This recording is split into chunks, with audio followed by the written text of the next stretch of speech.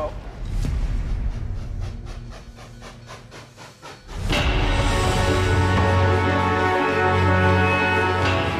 3 miles outside Baltimore, heading north, a slave on the run. The risk of capture is high. At most, 1,000 a year are successful. Ears cut off, Achilles tendons slashed, branding, all are common punishments if caught. Frederick Douglas has failed twice, but won't let that stop him. Men like Douglas are the South's worst nightmare. He has a better chance than most of passing as a free man. Unlike 80% of slaves, he can read and write.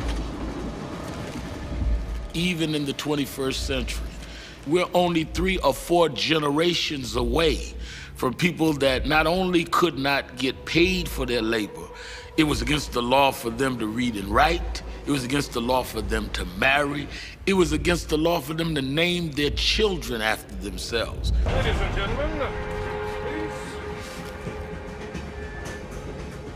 Way to go.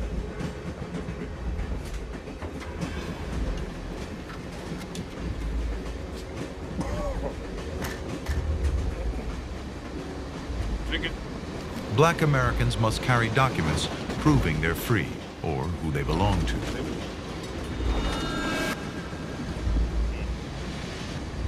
Frederick Douglass has papers borrowed from a friend. Drink it. They won't hold up to careful examination.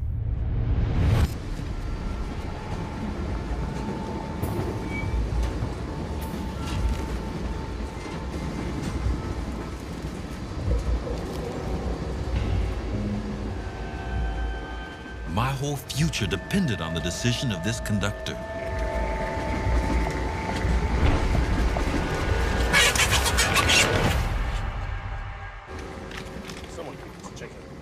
This moment of time was one of the most anxious I ever experienced. Had he looked closely at the paper, he could not have failed to discover that it called for a very different looking person from myself.